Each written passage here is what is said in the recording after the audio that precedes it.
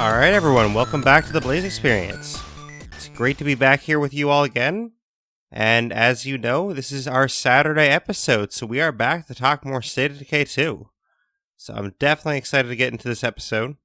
Full disclosure, I did have a lot of difficulty deciding the topic for this episode. And it's not because I didn't have anything I wanted to talk about with State of Decay 2. It's actually quite the opposite. There's so many topics I wanted to discuss that it was really hard for me to decide what direction I wanted to go today. But today we are actually going to get into the Drucker County bases. I thought I haven't gotten into any stuff about the bases yet, and I'm going to rank the Drucker County bases. So we will take all 7 bases, we will rank those, we'll go over the Drucker County bases and just go over them as a whole and let you know which ones are good, which ones are bad, and just all the general aspects that go into picking the right base. Because it's very important when you actually play the game that you pick the base that's going to suit your needs. So we will get into that and dive into the bases. But first, a few news items for the podcast. One thing I just did today is I just changed my gamer tag finally. Now, many of you will know that I don't really announce my gamer tag on the podcast too often, and the reason for that was mainly because my gamer tag was something that I didn't really want to promote because I knew I was going to be changing it fairly soon. So my old gamer tag no longer matters. The new gamer tag is now Blaise XPerience. So it's just capital B for Blaise, and then capital XP for Experience, just like you'd find on Twitter. Same exact thing as the podcast Twitter. So just look for me on Xbox and, add me, send me a message on there, and we can play some games. But definitely happy to have that gamer tag changed. I had the same one for about 10 years, and it's time for a change, and I'm glad to have the podcast gamer tag. So definitely happy about that. But on top of that, I also did an interview for the podcast site Listen Notes. I will put that link in the show notes for you to check out, but I would definitely appreciate everyone checking that out. I think it was really good how they set up the interview, and basically I answered a lot of questions about, why I do the podcast, what my motivation is for the podcast, kind of how I go about my process. So I think it'd be really interesting for everyone to check that out. And if you're in the Discord, you already saw this drop today, so that's a even better reason to join the Discord, because if you join the Discord, then you'll probably find out some news faster than you would in the podcast. But definitely check out that Listen Notes interview and, join the Discord as well if you'd like. I did mention it briefly in the last episode, but this Saturday, the same day that this episode launches, I will be guesting on the Horrible Gamers podcast, so I will let you guys have links to that as soon as that episode is released. But definitely check that out as well. They're a great podcast, and it'll be very fun to join them and talk about some games with them. The next episode of the podcast will be on the Darwin Project once again. So we will do our second episode on the Darwin Project. I hope you enjoyed the first one. And hopefully, we can do more of this game if people like it. But if people don't like it, then I can switch to some other games too. And speaking of the next episode, I think we're actually going to do a bit of a schedule change that I wanted to announce. Basically, it's been Tuesdays and Saturdays that I've announced, but I think it's not really working out with the whole Tuesday release, because essentially what happens is I release it too late, and for most people it's probably already Wednesday, because just based on my schedule, I can't actually get all the editing done and out early enough in the day on Tuesday. So I think it's better if we have a release schedule of Wednesday for that episode. Because if it's Wednesday, then basically, for most of the people in the world, when you wake up Wednesday, it'll be there for you, ready to go early Wednesday. So that's what I'm going to shoot for from now on, is Wednesday release, because I usually record those episodes on Monday, and then by the time I get home from work, I obviously have to sleep at some point too, so it's difficult to get it out early enough on Tuesday for me. So let's shoot for Wednesday, and we'll go with Wednesday and Saturday for our release schedule. The State of Decay 2 episodes on Saturday, I don't think that'll ever change. I think that's working out really well so far with the Saturday release for that. But I don't think the Tuesday release has been working out schedule-wise for the other game episodes. So our early week episode will now become basically a midweek episode and then a late week episode of State of Decay 2. So hopefully you guys enjoy that change. If you don't enjoy it and you want to leave me some feedback on that, just let me know. But like I said, I think for most people, it's already coming out on Wednesdays anyways, so I don't think it'll be that much of a change for most people, but I just wanted to let everyone know. And the last bit of news, literally just before I was going to record this episode, I saw some news on Twitter. Undead Labs retweeted a tweet from Fallout Girl 4, and basically Fallout Girl 4 is a streamer, and she is doing a charity stream that I wanted to mention. She's doing a charity stream of State of Decay 2, and she's doing this for local animal rescues in her area. So I definitely suggest you check this out, and it'll be great for anyone to support her. You know, she's helping local animal rescues, which I think is a great cause, and she will be doing, when this episode releases, I just messaged her. She said she will do another stream on Saturday. So this will release on a Saturday. She will be doing another stream on a Saturday. I don't know what time exactly, but you can get in touch with her, and I will leave her Twitch stream in the show notes so you can check that out. But definitely check out her stream if you're available on Saturday, and go ahead and support her however you can. You know, even if you just watch the stream and tune in for it and you can't donate, that's fine. You know, just support her any way you can and try and help her local animal rescues. It's definitely a great cause, and it's definitely a great thing that she's doing this. So do whatever you can to support her. That being said, we do have a little bit of State of Decay news. There's no new patch notes yet, but there's been a lot of hints that one is coming as soon as possible, so no date is announced. They said they can't really announce a date because if they announce a date, it could be wrong because a lot of things that can hold the patch up. But there's definitely a patch on the way, and it's going to have a lot of quality of life things, and it sounds like it's going to have the locker sorting in this patch. You know, don't quote me on that just in case it doesn't, but from what they were saying, it sounds like the locker sorting will be in this patch. So obviously, you know, I will let everyone know as soon as the patch drops. That will be in that episode.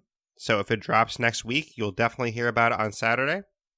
But if it's not next week, then whenever it drops, I will let everyone know about it in that episode. So you don't have to worry about that. I will have you covered there.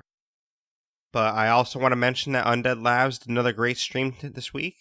They always do their streams on Wednesday at 1 p.m. Pacific time and 4 p.m. Eastern time, which I have mentioned before the podcast, but it was actually pointed out to me by one of my listeners that although I pointed this out in the podcast, I didn't actually mention their Mixer or Twitch to check them out, so I do apologize for that. I have tweeted that on Twitter before, but if you don't follow the Twitter, then obviously you wouldn't know that, so I do apologize that I didn't actually mention their Mixer and Twitch ID. So their Mixer is www.mixer.com/undeadlabs, and their Twitch is www.twitch.tv/undeadlabs. So one more time, that's mixer.com/undeadlabs and twitch.tv/undeadlabs. I will include both of these in the show notes. That way, if you want to check out their stream next Wednesday, you can do so. And I do apologize that I didn't mention it in the last episode, but it's here for this one, so now you guys can check that out. But speaking of the stream, there's always a lot of interesting stuff in there, but this week, I think what was most interesting to me is I asked a question for their guest, Drew Stoltman, and he answered it. Basically, I asked about multiplayer-specific missions. I was wondering if there's ever going to be multiplayer-specific missions in the game where you would need a friend in order to complete it, and he offered a really good answer to this. He said that it's something that they have talked about before in the studio, and before the game launched, they just didn't have enough time to actually put it in, but it definitely sounds like something they would like to do. He didn't make any promises, but from the way he was talking, it definitely sounds like something he was hopeful that would actually get in the game at some point, because he mentioned that, you know, State of Decay is a multiplayer game and they want to try and support that, so it definitely sounds like it's something that Undead Labs would like to do. Whether that actually happens or not, I mean, there's always, several hang-ups that could happen, but hopefully, cross your fingers, we will actually get some multiplayer civic missions. And if you don't usually play with friends, you can always contact me. I'll jump in a game with anyone that wants to jump in a game, and we can play together and do these missions if they ever come out. But I think it'll be a lot of fun to do some multiplayer missions with a friend, because obviously your friend can help you with your personal missions right now, but I think it would be really cool to have missions that are multiplayer specific where you really need a friend to do. Like, say it's a giant horde that you can't take on that giant horde without having a friend because it's just so massive that you really can't do it on your own. I think that'd be something really cool to have a friend help you for and tackle that together. So I think it would add a new element to multiplayer, and hopefully they can do this in the future. But according to what Drew said on stream, they have talked about it before. They've talked about different ways to do it, and basically it was just a timing issue before. So hopefully, now that they have some time to work on that, hopefully it's something they can actually make happen. And I guess we'll see in the coming time. So, cross your fingers. Hopefully that can happen. But like I said, he didn't actually promise anything, so we can't count on it for sure, but it would definitely be nice if it does happen. All right, like I said, we are going to be talking the Drucker County bases. And kind of like I said at the top of the episode, it was really hard for me to decide the topic for this episode. And the main reason for that is there's just so much I want to talk about with the game that it's hard to actually pick the order I want to do it in. Because I have several episodes that I would really love to do, but I'm trying to plan the best order to help the most people. Because I haven't talked about anything to do with bases yet, so I figured I could go over one of the maps, and this is probably the map that I know the most because I get spawned into this map a lot. So I figured this would be a good start, and then I can kind of go into some more base stuff in the future. But if there's a topic that you want to know about for State of Decay 2, definitely get in touch with me and let me know. Chances are it's probably a topic I have planned for the future. It's just a lot of these topics, I just don't know exactly when I'm going to be talking about them, but I definitely want to talk about all aspects of the game at some point. At some point I want to talk about some weapons. At some point I want to talk about facility mods. I will definitely talk about the other maps and the bases in those maps. So it's all just a matter of timing, but definitely every week I will have a new topic down, and there's just so much to talk about that it's harder to actually decide what to talk about sometimes. But I think this will be a really fun topic, and I'm definitely excited to get into the Drucker County bases. So basically what I'll do is kind of like I usually do when I rank things. I will talk about all the bases individually, just go through them, and then at the end, I will rank them. We'll talk about what the requirements are for the bases, what they have, things like that. All right, so that being said, our first base we will talk about is the Vogel House. Now, the Vogel House is obviously your starting base, which a lot of people know. So as your starting base, you don't get a ton of stuff with it, but for a starting base, it's definitely, I would say pretty scrappy, if a base can be scrappy, because it definitely holds its own and it definitely can sustain you for a little while. Now, the requirements for this is 0 influence, so it's free in terms of influence. So if you switch maps and you switch to this map, you can just claim it for free, and you wouldn't have to worry about anything if you switch maps. And it does need 3 people. So basically that's for, anytime you start the game, you can automatically jump in that base. So I guess hypothetically, if you lost enough survivors that you only had 2 left, I'm not exactly sure how that worked, but I would think you'd have to recruit a 3rd survivor in order to claim this base. But potentially, because it's a free base, there's a possibility you could still claim it with 2. I'm not sure how that works. It's never happened to me, but I would assume you'd have to recruit a 3rd one in order to claim it. Hopefully you never get in a situation where you're down to only 2 survivors, but if you ever do, then let me know what happened, and I'd be curious to know what actually happens if you're down to 2 survivors and if you can claim this base or not. Because obviously if you already claimed it and you lost a survivor, then that's not going to matter because you already had the base claimed, but I'd be curious if you're down to 2 and then you try to claim it, if it'll let you. But those are the requirements. The existing facilities in this base are a kitchen, shelter beds, and a clearable trash slot. And the open slots are 2 small outdoor slots. So the clearable trash slots, you're going to hear a lot about there's going to be a lot of clearable slots in this podcast because a lot of these bases start with things that you can clear out to make extra slots. The trash, you just simply clear it out of your area and you have an extra small slot. So basically this base comes with 3 small slots. And honestly, the 3 small slots is pretty good to get you, I would say at least midway into the game, for sure. Because basically, the main things you usually need for your base are some type of medical facility, a workshop, and some method of producing food. So either a garden, a farm, something like that. So this base will definitely provide you the resources to be able to do this because you have 3 small slots. You can use 1 for each, and that will at least get you going, and you can go out and gather the other resources you need. So this definitely isn't going to be a base that you can use late game, but I mean, honestly, you could probably switch right from this base to your final base, and it could really last you until your final base if you really wanted to do it that way.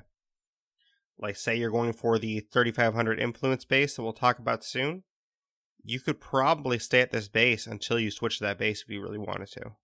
There's definitely nothing stopping you from doing that, just this is the only base in Drucker County that you can't officially end the game on, because in order to end the game, you have to have a large slot to build your leader-specific item, or your leader-specific building, sorry. So yeah, you can't end the game here, and I like how Undead Labs did that, because it basically forces you to move bases once if you want to finish your legacy. So that is nice that you are forced to move bases at least once. And we will talk about some of the other places you can move to, but honestly, the Vogel House, it does the job it's meant for. It was meant to be a starting base just to get you going, and I think it does more than that. I think it works great as a starter base, but it can also work into your mid game. I mean, like I said, if you wanted to, you could definitely stay at this base until you go to your last base. So you could just do 1 switch the whole game if you really wanted to do that. And I do love that it's free to claim too, because if you switched maps and came to Drucker County, then you'd have a free base to claim still. So that is very nice and very handy. Alright, next we have the Cabin Park Motel. So the Cabin Park Motel requires 5 people, and it requires 1,000 influence. Now the open slots it has are 2 large slots and 1 small indoor slot. And the existing facilities, it has shelter beds, 2 of those. It's got heavy trash, which is clearable, country kitchen, an old well, 2 parking slots, and a clearable seating area. Which, by the way, I forgot to mention the Vogel House has 2 parking slots as well. I forgot to mention that one. So the Cabin Park Motel, it's a alright mid-tier base, I would say. It's got some nice features that will help you. The old well is definitely helpful because if you don't have base-wide power and water, that will give you your water that you need. So that is nice that it has that feature available. Having the kitchen, you're probably already used to that from your starting base. The kitchen, I would say, doesn't add too much value early game. It's more of like a late game thing, I would think. But because of the 2 clearable areas, you basically have 3 small slots and 2 large slots with this base. So that is definitely an upgrade from your starter base, and it could definitely do a lot of things for you.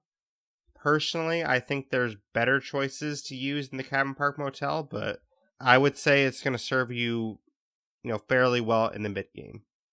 It just doesn't have a lot of extra oomph that will really push you forward, I would say. I mean, it has some slots that you can do, some nice things with, but the built-in facilities don't really add a lot of value, I would say.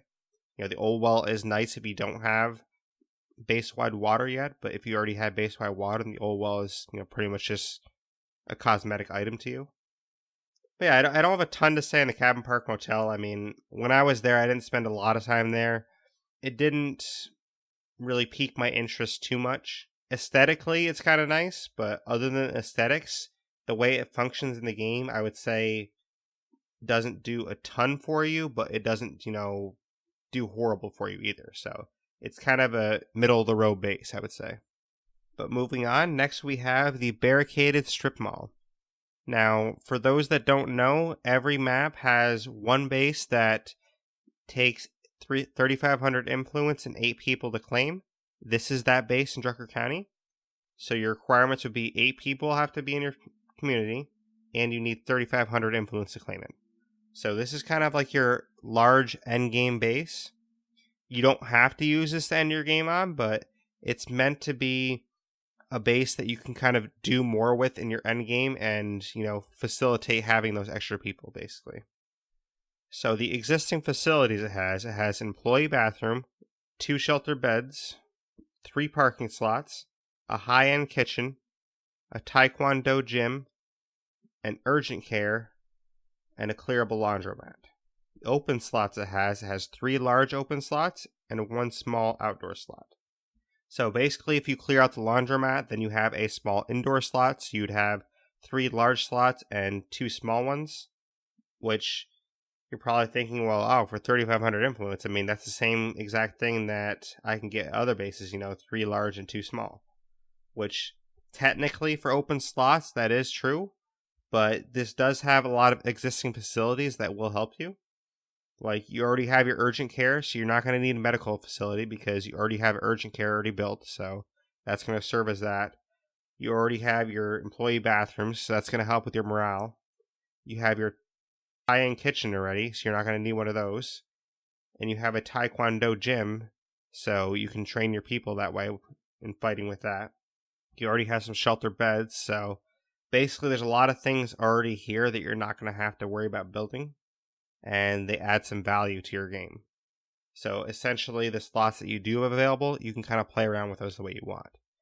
This is the base that I ended, well, technically speaking, I'm still there right now, but I'm literally about to go to a new map tomorrow, so I won't be there soon, but technically I'm there right now, and then I'll be switching to a new map tomorrow. But my base at Barricaded Strip Mall right now, I have a still, for example. I've got an auto shop. I have a lounge, a workshop, of course. Those are just a few things off the top of my head, but if you have a trader leader, by the way, a still is very nice. I mean, I'll get into the buildings of the bases and, what you can do with your slots in a future podcast, but a still is very nice with a trader leader, by the way. But yeah, the Barricaded Strip Mall, it's definitely a great base. It has a lot of functionality to it, and it does the job it's meant to do. It's meant to be an endgame base where you can go with your large community of people and kind of live out the rest of your days in the game. And it definitely does that job for sure. The downside in my eyes to this base is some of the facilities that it comes with that are existing, I would rather not have, but that's more for experienced players, probably. If you're newer at the game, then you would probably want all of these built-in facilities because you wouldn't have as many strategies already down pat as to how you want to build your base. But for experienced players that have been building a lot of bases already, like, for example, take the Taekwondo gym. I would really love to destroy the Taekwondo gym because all of my people are already upgraded in their fighting skill as it is. So I don't need the Taekwondo gym. I mean, it basically just sits there unused in my base right now. So I hope that at some point in the future, Undead Labs makes a feature where you can actually destroy these built-in facilities and build what you want there. Because there's a lot of other things I could build there that actually benefit me than the gym does. Right now, the gym just sits there taking up space in my base. And like the employee bathroom, for example, it's nice to have and it definitely, provides morale. But one thing I don't like that maybe Undead Labs can look into in the future is because I already have this built-in bathroom, I can't upgrade it. Because if you make a latrine, like I have a skill right now that I could upgrade latrines. If I made a latrine, I could upgrade a latrine to level 2 and then I could get more morale from that latrine. But because I already have the employee bathroom built in, I can't upgrade that now. So basically, I'm just stuck with what they gave me. So it is a little bit frustrating in some ways that you're kind of stuck with what they gave you and you can't actually build upon that yourself. I know for a lot of newer players, this will definitely be a great setup for them and this will help a lot. But for anyone that's more experienced, I'm sure you know that sometimes you just kind of want to do your own build, and hopefully there's a way to do that in the future where you can do your own build kind of from scratch more. I definitely like having the urgent care though, because it just saves one thing I don't have to actually worry about building. So the urgent care is really nice having there. And it's always nice to have beds when you get to a base, obviously. And the high-end kitchen, again, you can't upgrade that either, but it basically serves the same way as an upgraded kitchen, I would think. But yeah, the Barricaded Strip Mall is a great base, and it's one that I spent a lot of time with in Drucker.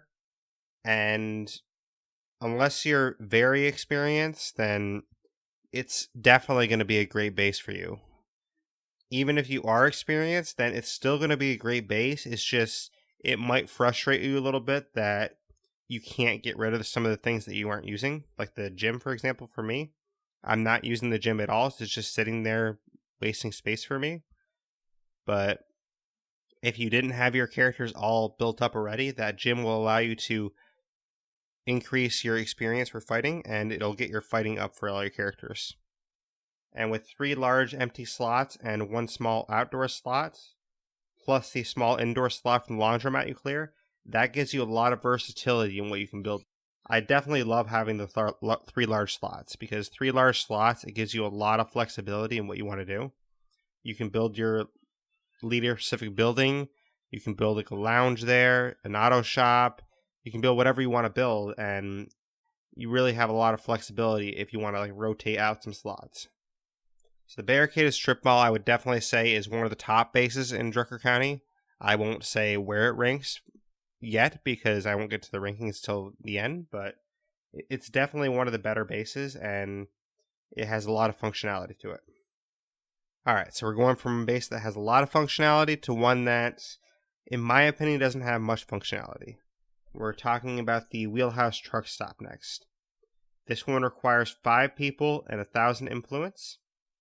And this one has existing facilities of outdoor beds, restaurant kitchen, huge fuel storage, 2 clearable seating areas, 4 parking spots, an auto shop, and 1 large slot. The large slot is the open slot, by the way. So basically you get 1 large slot with this, and then if you clear the seating areas, you have 2 small. The parking of this base is nice. 4 parking is definitely good. You know, a lot of bases don't have that much.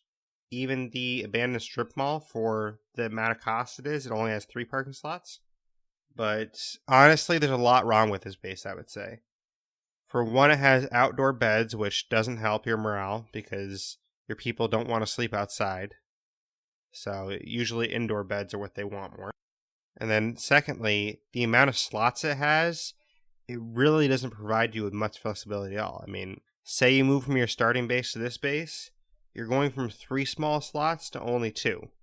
And say you wanted all the things that I mentioned usually you want to have. You want your workshop, you want a medical facility, and like a garden. You would only be able to have 2 of those. So you already have to get rid of one of the important facilities that you want in your base. So it's definitely not ideal. I mean, I think to fix this base, you probably want to take out, like if it was a feature in the future, you'd probably want to take out the restaurant kitchen, and then it would make the base a little bit more viable because you actually have the room to work around things a little more. But with the restaurant kitchen already built in, and you don't really need that as much, I think this base definitely suffers because, you know, you obviously need a medical facility to heal your people, and you really need like a garden or something along those lines to actually make food. So basically, you're probably getting rid of your workshop, and your workshop is very key because that's how you repair your weapons, you make toolkits, and things like that. So it's definitely not ideal getting rid of that.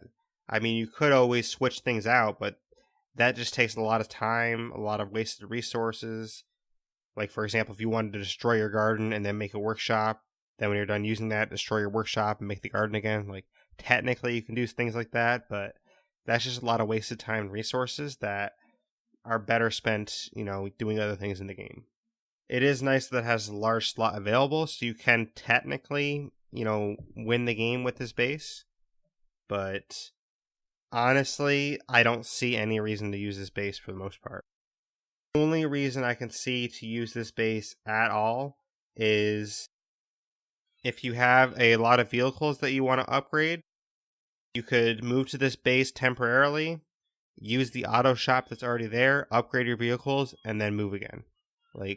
So basically, if you don't want to build an auto shop and you want to just take advantage of the one that's already here and then move on, that's pretty much what I see this base only used for, is kind of like a truck stop, which it is. So basically, you just stop, upgrade your vehicles real quick, and then leave. I don't see this as a base you ever want to spend much time in. So I would say the only reason you should ever go here is to upgrade your cars really fast and then move on. But honestly, you're better off just upgrading your cars by building your own auto shop. Problem is you would need auto mechanics for that. So I guess if you don't have the auto mechanics skill, this base could come in handy for that reason. And that's basically what I see the reason for. So if you don't have the auto mechanics skill and you can't build an auto shop, then go to this base, use the auto shop real quick to upgrade your cars, and then leave again. So it's kind of like a pit stop, I would say. It's not anything you want to stay at very long. But next we have Mike's Concrete. Mike's Concrete requires 6 people and 1,500 influence. And honestly, this is a base that I really liked a lot in my early days with State of Decay. This is the first map I ever started on, and when I first went to Mike's Concrete, I went there from the starter base, and it really did a lot of cool things, and I really enjoyed this base. But the existing facilities, it has a backup generator, huge fuel storage, 4 parking slots, a machine shop, shelter beds 2, and an extra set of shelter beds, which is awesome because if you have a nice big community, then you're already going to have a ton of beds there. So I believe that's 3 beds it already has there, and that's definitely a great start. And you can always upgrade these beds to get more use out of them, or you could always upgrade these beds to get more use out of them too. Having the huge fuel storage, that's definitely nice. You can store a lot more fuel, and it's not going to cost you anything, so it's definitely nice to have that upgraded fuel. The backup generator is very handy if you don't have power yet, because I know a lot of people, when they first start the game, they're not going to really know how to get power, and they're not going to have power yet. So if you're newer to this game, this is definitely a great base to go if you need power, because the backup generator, you are going to have to use 1 fuel in order to use it, but it gives you the ability to have power, which is very useful to actually progress your game further. So it's not free base-wide power, but it does cost you 1 fuel to use it for an hour. That's an hour in-game time, but it's definitely worth it if you don't have power yet. So I would say that's definitely a plus in this base's favor. And the machine shop, that basically serves as your workshop, pretty much the same thing, and it works great. The open slots it has 2 large slots, 1 small indoor slot, and 2 small outdoor slots. So that's what makes this base great, in my opinion, is on top of the stuff I already said is built into it, it has 5 other slots for you to use. So you have 2 large and 3 small slots to play around with however you want, on top of the things that are already built in. So you already have your workshop, you don't have to worry about that. You've got a backup generator to help with power. You already have 3 beds built in, so you're already off to a great start. You have 4 parking as well, and then you add these 5 slots on top of that. I would say, this base is definitely a great bang for your buck, because 1,500 influence, I think it's definitely worth the 1,500 influence. It's a great base, and it really holds up well. I would absolutely say you could end your game with this base. No question, if you wanted to, you could move to this base, stay there the rest of your game, and just end your game there. No question you can do that. This base will definitely do that. It will definitely cover any need you need. It's not as big as the abandoned strip mall, so it's not going to have as many options. It won't have, the 3 large slots. It won't have the kitchen already built in and things, but the other thing that's cool about this base is it doesn't have things that aren't as useful already built into it. The only thing that can be considered not useful really is maybe the backup generator if you already have power. So if you already have power, that won't be as useful to you, but otherwise, this base is completely useful in every way. So Mike's Concrete, definitely a great base, and definitely one that I would recommend moving to if you're newer to the game, If you're experienced, then you probably have already tried this base out, and you'll see where it ranks in my rankings after, but it's definitely a great base. I mean, I don't really have anything negative to say about it, so that probably speaks well for it in the rankings, which you could assume, but we'll see when we get there. Next, we have Wally's Bar and Grill. So Wally's Bar and Grill, that requires 4 people and 500 influence. The existing facilities, you have a bar and grill, which is basically like your kitchen, 2 parking slots, 2 clearable seating areas. Your open slots, you have 2 small outdoor slots and 1 large slot. So basically, if you clear the seating areas, then you have four small slots and 1 large slot. So for 500 influence, that's a pretty good deal, honestly. You're going to get 4 small slots and 1 large slot for 500 influence. That's not bad. The caveat, though, is say you're going here from your original starting base. This has no beds already built in. So basically, one of those slots that you have is going to have to go to beds. So essentially speaking, you're paying 500 influence for 1 extra large slot. Because you're basically going to have 3 small slots, which you had at your starting base. You're going to have 1 small slot that has to go to making beds because you don't have the beds built in. So basically, you're paying 500 influence to get 1 large slot. To me, that's not worth switching for. I mean, if you're new to the game and you want to try it out, this is definitely a cheap way to try out switching bases, and it's definitely a cheap way to try out having a large slot for the first time. So it's definitely, something worth trying, I would say, if you're new, just to see what happens, and it's only going to cost you 500 influence to try it out. But anyone that's more experienced at the game, I would definitely not recommend this base in any capacity, mainly because, like I said, there's really no reason to use 500 influence just to get 1 large slot. There's a lot better deals in the game that you can wait for. I mean, we just talked about Mike's Concrete. I think that's a great deal for 1500 influence. The Vogel House for free, I mean, that's still a better deal, technically. I mean, you don't get as much with it, obviously, but since it's free, that's still a better deal. And the one base we haven't talked about yet, that's a better deal as well. So yeah, influence you're going to find in this game is very valuable to you, and it's something you don't want to waste if you don't have to. And to me, I think it's a waste of influence to use on this base. Like, yes, when you switch bases, you get influence back, but still, I mean, I don't know. I just don't see the benefit in moving to this base. I mean, you get your large slot, so technically you could end the game here because you have a large slot now. You need a large slot in order to end the game. But other than that, I mean, there's not a lot to say about it. It's just 500 influence for 1 large slot, basically, and that's how I see it. So I don't recommend going there, but it's definitely nice to go there to sightsee and just check out what actually is there and kind of look around. But actually using it as a base, I would say it's one of your weaker bases in this map. So the last base we haven't talked about is the Knights Family Drive-In. So the Knights Family Drive-In requires 6 people and 1000 influence.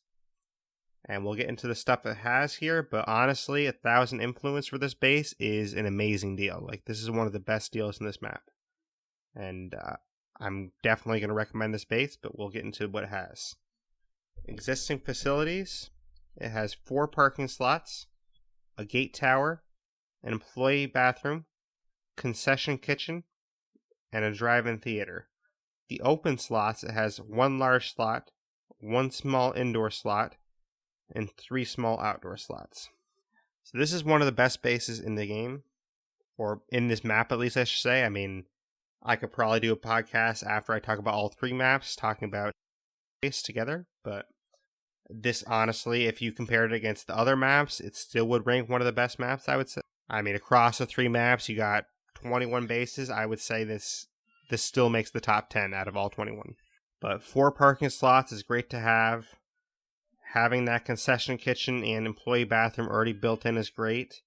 And you still have 1 large slot and 4 small slots. So that is a huge deal for 1000. Because, I mean, we just talked about the bar and grill that had for 500 influence. You basically get 1 large slot upgrade. This one you get for an extra 500 influence if you just waited. You get your bathroom built in. You get a drive-in theater built in.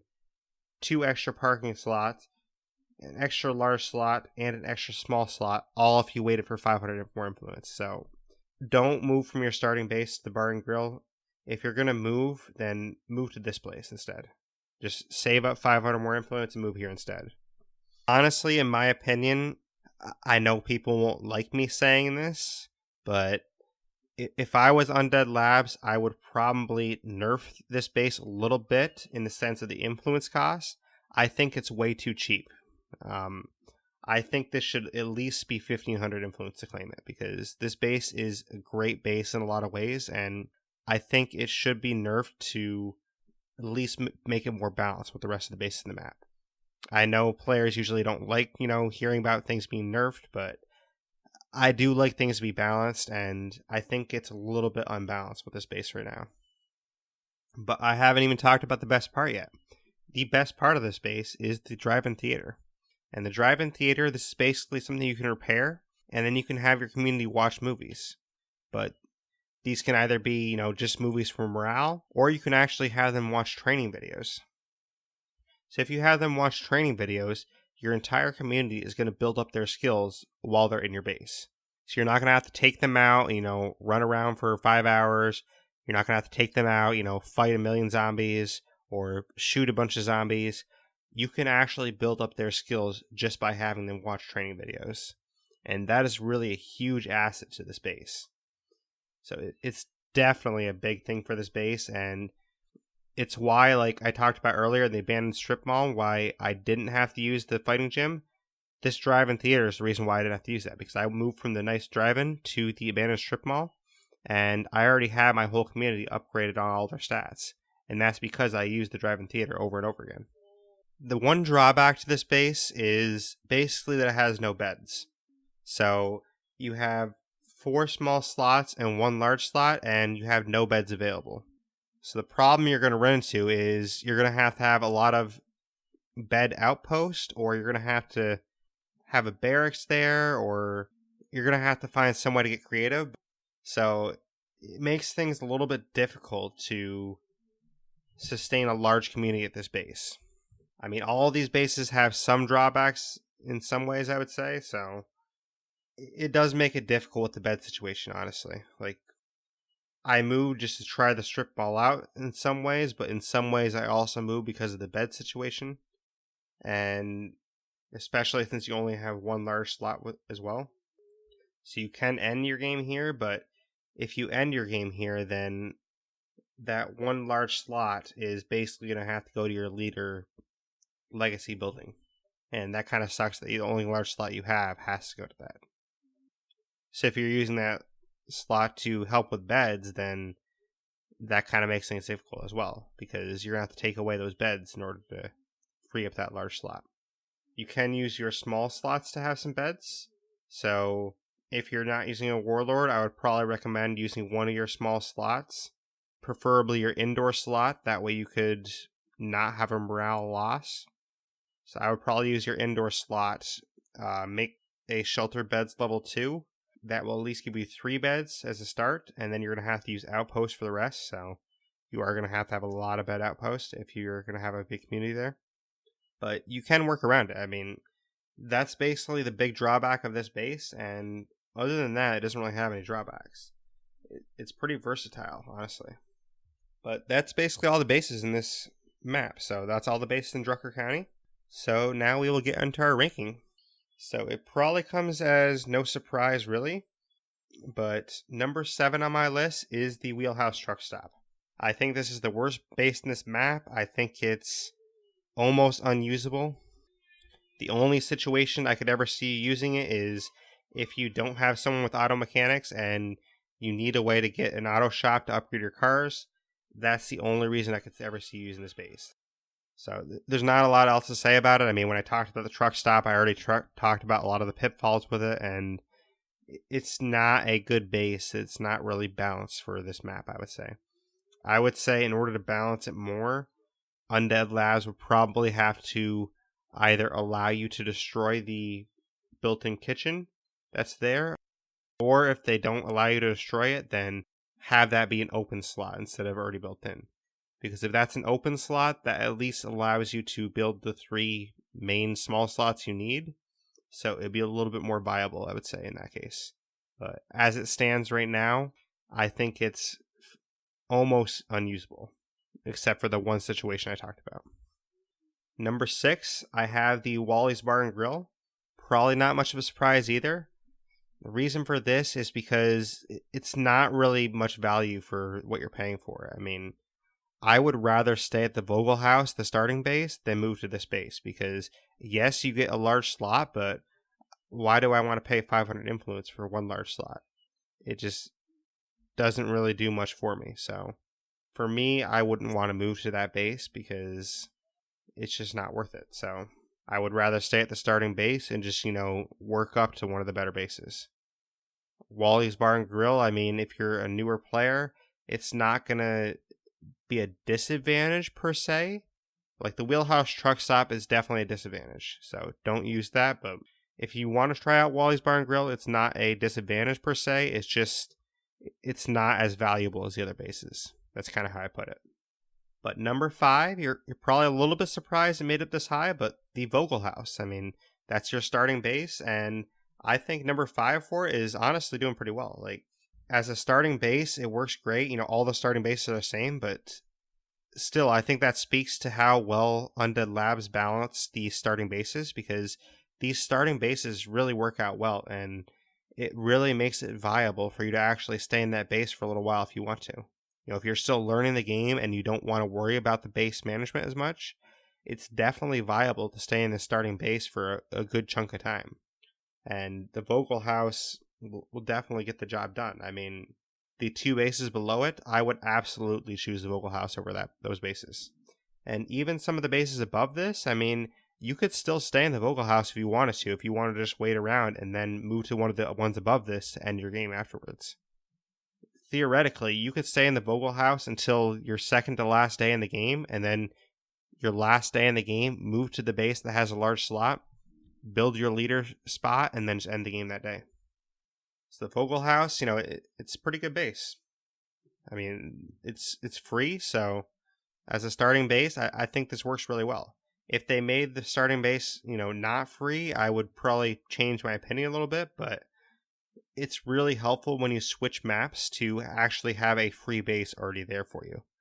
So say you switch maps, you don't have a lot of influence at the time when you switch maps, which I don't recommend, by the way. I recommend switching maps when you have, a decent amount of influence, but say you didn't have a lot of influence, then you already have a free base there to claim. So number 4 is the Cabin Park Motel. And again, this is probably, a little predictable, mainly because I said it's, middle of the road, and where did it fall? Right in the middle. So the Cabin Park Motel isn't a bad base. It's also not a good base either. So you have to kind of, just weigh your options with that. If you want to move there from the starting base, I definitely don't blame you. But it doesn't provide a ton of value to you, and it's not going to do a lot for you that you can't get elsewhere. So, definitely try it out once just to say you tried it, but other than that, it's not a top tier base, so definitely don't stay there a while. I definitely recommend staying longer at some of the other bases, but it's definitely a base that will get the job done more than the 3 below it. So as we move on, these last 3 are a lot tougher to rank.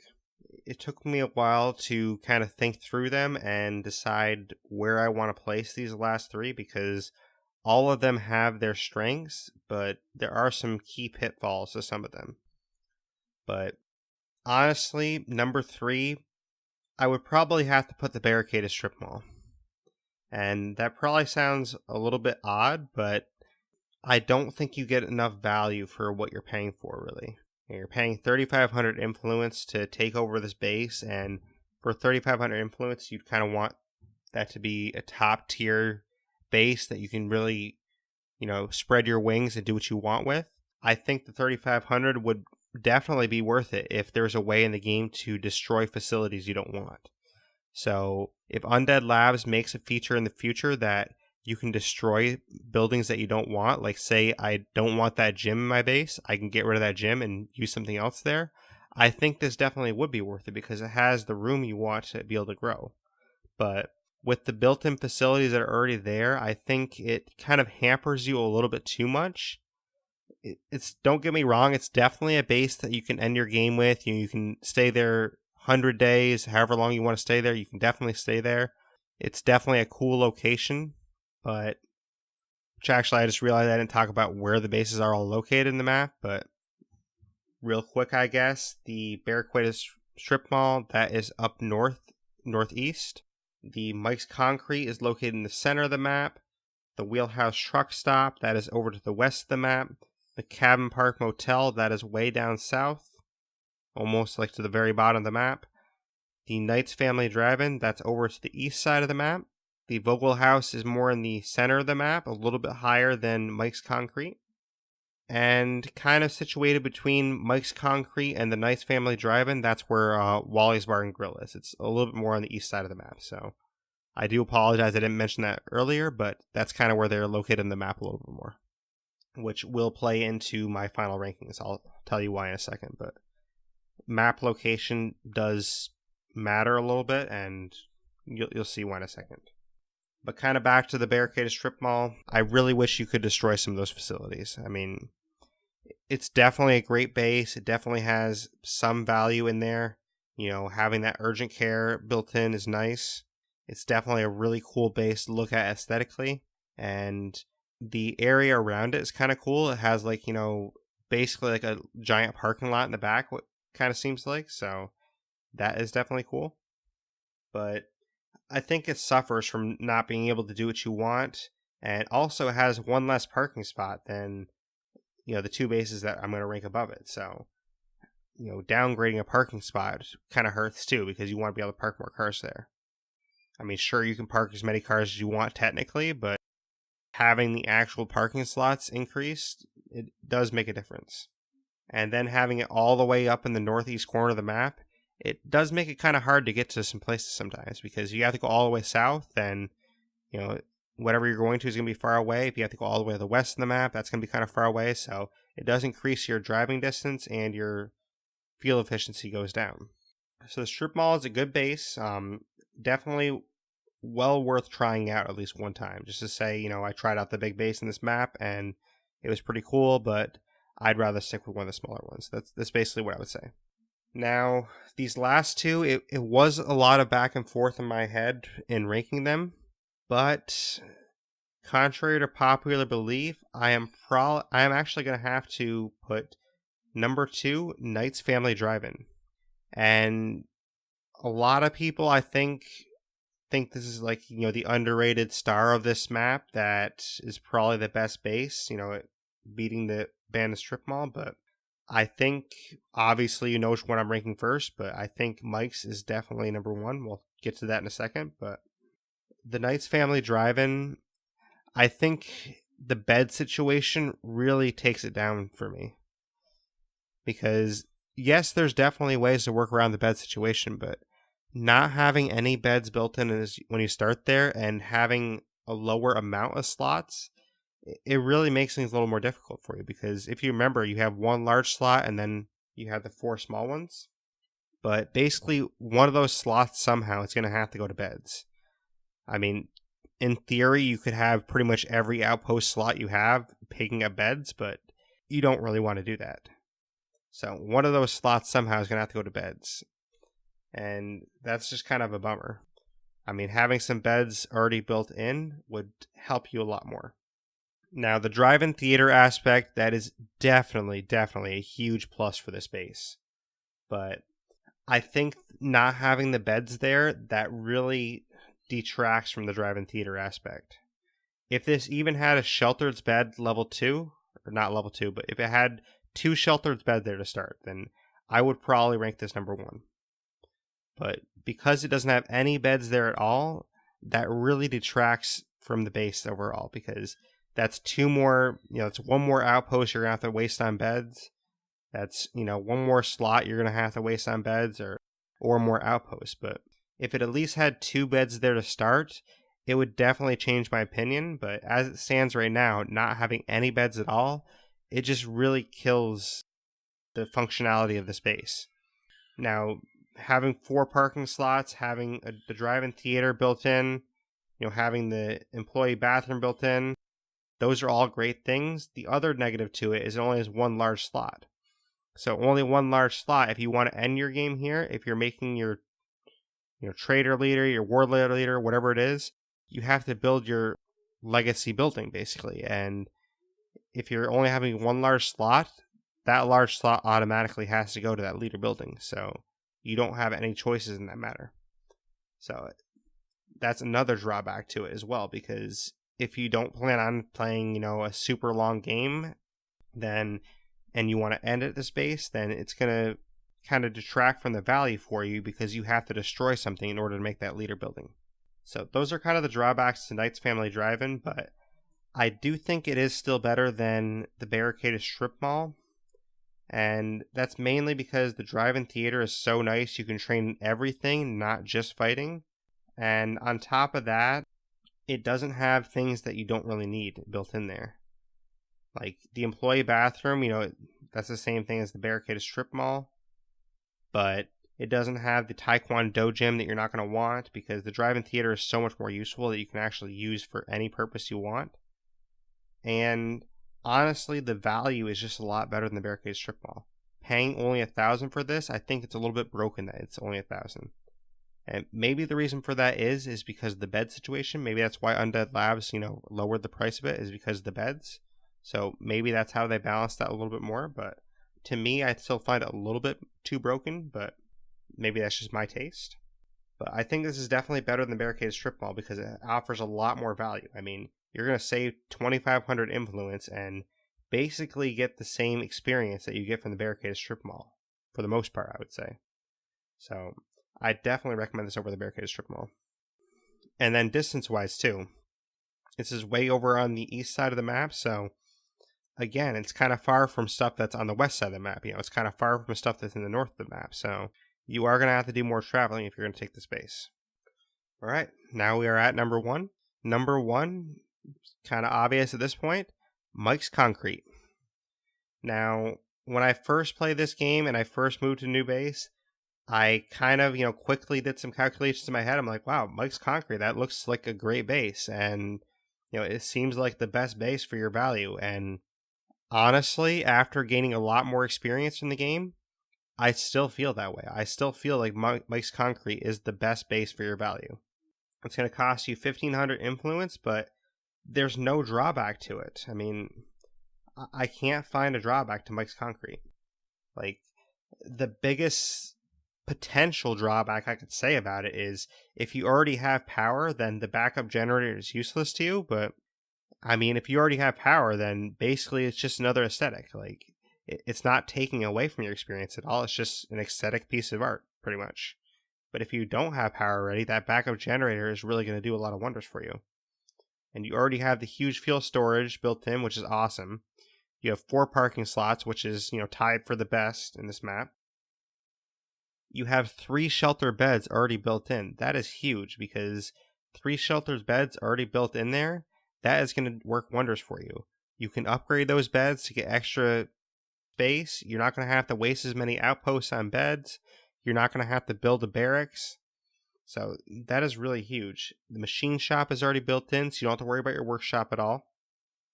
And then on top of all this stuff, there's 2 large slots and 3 small slots there. That is big. Like, now, the abandoned strip mall has 3 large slots, so it has an extra large slot you can use. So I guess that's one disadvantage, is it has 1 less large slot, but 5 slots on top of all the stuff it already has. I mean, for 1,500 influence, this base is a steal. Like, I would much rather pay 1,500 for this all day than 3,500 for the abandoned strip mall. Like, this is a huge deal for the space. But honestly, I don't think, unlike the Knights Family Drive-In, I don't think the cost for this is broken. I think 1,500 is a steal, but I think it's still a fair price in some ways, because the Family Drive-In for 1,000, I mean, you're getting a lot of value for that 1,000. That's like way more than you should get. I think 1,500 is still a steal, but I think it's a reasonable steal in some ways, because if you paid, I would happily pay 2,000 for this still. Like, if Undead Labs increases to 2,000, I'd still be happy to pay that because it's still pretty much a steal at 2,000. But 1,500, I think, is reasonable, more so than the Knights Family Drive-In. But the other key factor in Mike's Concrete is it's right in the center of the map. So anywhere you have to go, it's going to be a lot faster to get there from Mike's Concrete than the other bases. So that really adds to the value of this base as well. So I just don't see many negatives to Mike's Concrete. And if you know from previous podcasts I've done, like, the less negatives you have, that obviously improves your ranking, because if there's nothing negative about whatever that item is that we're ranking, then why would you not rank it high? Because if there's nothing negative about it, then it's obviously great. So, but unlike some of the things that we've ranked in the past, this isn't one of those cases where, there's nothing bad about it, but there's nothing really great about it either. This is one of those cases where there's nothing bad about it, and it is still great, because the features that are available in this base for the influence you pay are just astounding, honestly. So definitely would recommend Mike's Concrete. Having the 3 beds already there when you get there, the extra fuel storage, the backup generator, it just all piles together to make the best base in Drucker County. So it might be a little controversial, but honestly, I think I made some good points as to why this is number 1. And if you disagree, I would definitely love to hear from you. Find me on Twitter and let me know. Let me know what your opinions are. Find me on Discord and let's talk about it. Let's talk about why you think one of the other bases is better than this one. I would definitely love to have a discussion about that with you. Going through our list one more time. Number 1, Mike's Concrete. Number 2, Knights Family Drive-In. Number 3, Barricaded Strip Mall. Number 4, Cabin Park Motel. Number 5, the Vogel House. Number 6, Wally's Bar and Grill. And the only base that you should absolutely avoid in this map is number 7, the Wheelhouse Truck Stop. So that is our bases in Drucker County. Drucker County is also the plateau area. If, like when you first start the game, it asks you what place you want to start at, the valley, the plateau, or the hills. This one is counting as the plateau area, just in case newer people didn't know that.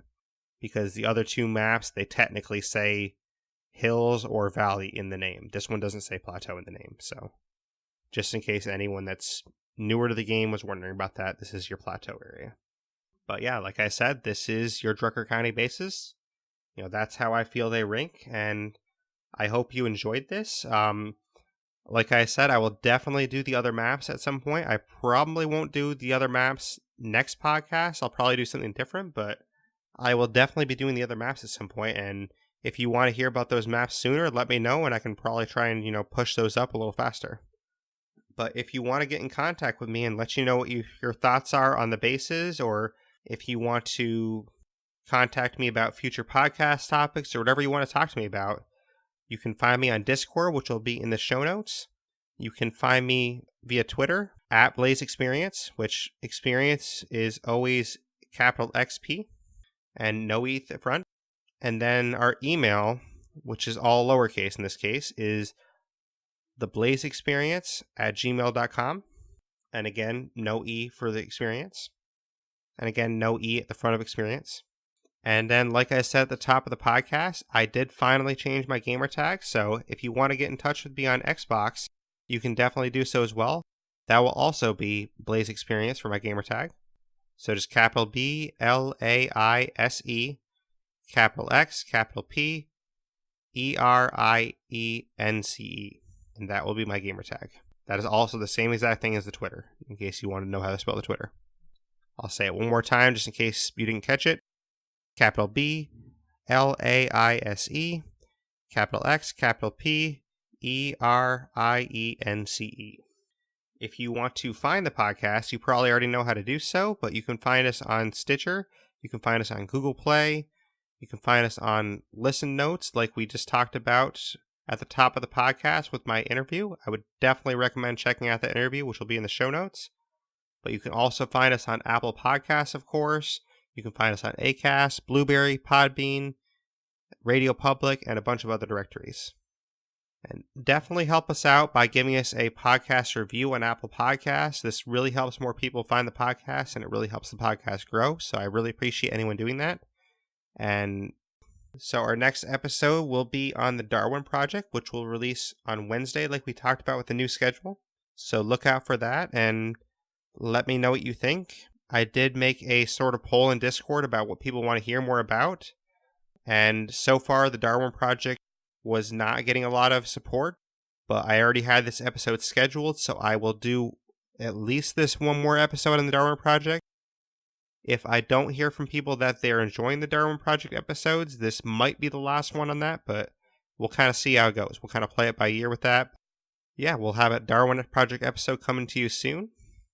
And then, of course, next Saturday, we will have, once again, another State of Decay 2 episode. I will try to announce the topic for that episode next time, but like this week, it could be a situation where I'm still kind of contemplating which one I want to do for a topic because there's so many topics about this game to talk about. In addition, also, the same day you're hearing this episode, I will be on the Horrible Gamers podcast doing a guest appearance there, so definitely check that out. If you want to hear more about that, just get in touch with me any of the ways I mentioned, and I will definitely be happy to let you know more about that. And if you want to find more podcasts that are great, just like this one from New Hampshire, you can check out Podcast New Hampshire, which is our podcast network we're currently on. There's a lot of great podcasts on there. There's a fishing podcast, business podcast, a wrestling podcast, podcast on wellness, We Need to Talk podcast, which is a podcast that I just did a guest episode on, and there'll be one more guest episode coming for me on there, so definitely check them out as well. But a lot of great podcasts on Podcast New Hampshire, so podcastnewhampshire.com, that's podcastnh.com. And last but definitely not least, I will mention one more time that charity stream that is going on. Fallout Girl 4 is doing a charity stream to help local animal rescues in her area, so definitely check out her stream as you're listening to this. You know, there will be one more stream at least on Saturday. I don't know if she's going to do any more besides that, but I did get in contact with her and she said she'd do a charity stream on Saturday as well. So definitely check out that stream. If you can't donate, just check it out, at least support it however you can, try and get some hype going for her and help out the local animal rescues in her area. It's definitely a great cause and it would definitely be a great thing if you help support her. So definitely check that out. I will put the links in the show description to her charity stream and, give her a follow. However you want to help her out, just try and help out the local animal rescue in her area. But that's basically it for this episode. That's all we have for today, and I hope everyone enjoyed it. So I will see you next time. Thank you for listening to the Blaise XPerience.